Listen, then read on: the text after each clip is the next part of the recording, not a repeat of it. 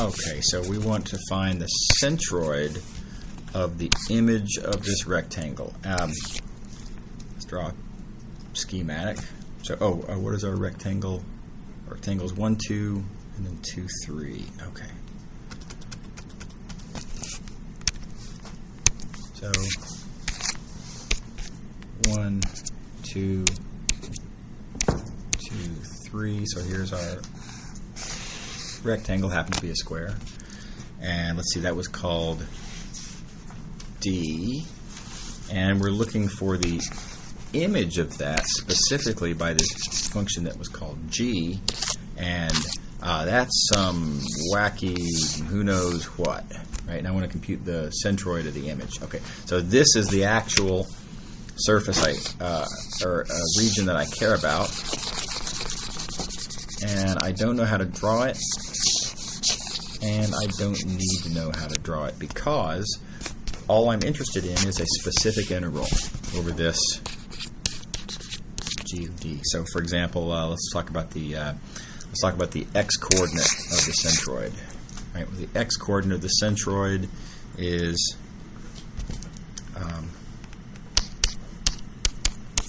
1 over a times double integral of x dA, and that's a particular that's an integral. Right? Well, I guess it's two integrals because I have to compute the area as well. Okay. All right. So I'm interested in an integral on a domain that I don't like, but which is the image of a domain that I do like. And so I'm going to do a pullback. Right? So I'm going to say that is in, by the way, let's call this the UV. Oh, no, I think that's what it was called. Yeah, the G is a function of U and V. Right? So we're going to have an integral du dv. Going to have to put in our stretching factor there. Integrand is still x. I tell you what, let's start off by just computing this integral. We'll worry about the area later. The area is an analogous thing. It's just a different integral.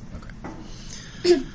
Good news. This integral is over this domain here. It's this rectangular thing. So v goes from 2 to 3, and u goes from 1 to 2.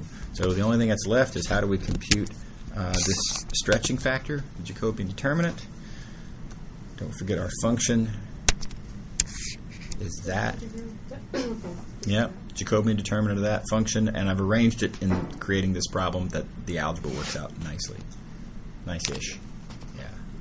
And then do you put that as the mass for this centroid? No, that Jacobian. Yeah. But once you compute that entire. So then what we've done all together then is we will have computed integral x dA.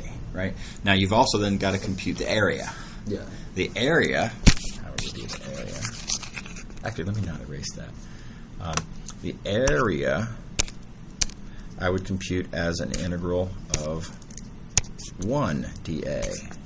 And so, I mean, the setup of everything else is still the same domain. It's still an image of the same function by the same blah, blah. Everything is the same except for what that integrand is.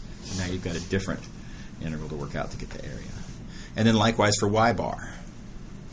So grand total, there's 3 different integrals that you have to pull back here and compute. Yeah. The area wouldn't it be from the left image? The what now? The area of, well, the integral, the double integral of 1 dA, wouldn't it be like from the domain? Well, I mean, we're going to turn it into, I mean, ultimately what we're interested in is the area of that thing. Right? When you're computing the centroid, it's the area of the thing you're interested in. 1 over that times the integral of whatever. So yeah, but it pulls back to an integral over D. Sure, yeah. But there's a pullback there. All right, is everybody happy with this question? You're okay with? Yeah. Okay, a bunch of details to fill in there, but that's good. Okay.